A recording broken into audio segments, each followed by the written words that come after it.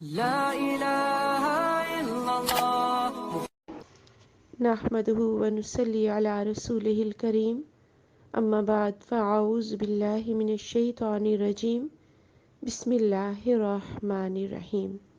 حضرت ابو الحیاج حیان بن حسین بیان کرتے ہیں کہ مجھ سے سیدنا علی بن ابی طالب رضی اللہ عنہ نے فرمایا، کیا میں تجھے اس کام پر نہ بھیجوں جس پر مجھے رسول اللہ صلی اللہ علیہ وآلہ وسلم نے بھیجا تھا؟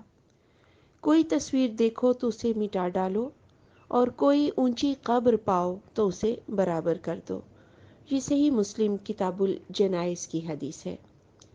یعنی اس حدیث سے یہ بات پتہ چلی کہ تصویریں اور ایک بالش سے زائد اونچی قبریں، ان کو برابر کر دینا چاہیے اور مٹا دینا چاہیے۔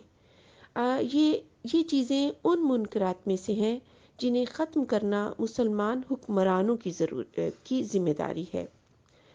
اور قبر کو برابر کر دینے سے مراد یہ نہیں کہ انہیں زمین کے برابر کر دو، بلکہ مطلب یہ ہے کہ حکم شریعت کے مطابق ان کی زیادہ اونچائی ختم کر کے انہیں ایک بالشت کے برابر کر دو، اور کہیں بھی اگر کوئی تصویر نظر آئے تو اس کو مٹا ڈالو۔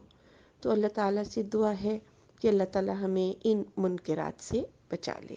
سبحانک اللہم و بحمدک، اشہد ان لا الہ الا انت، استغفرک و اتوب الیک۔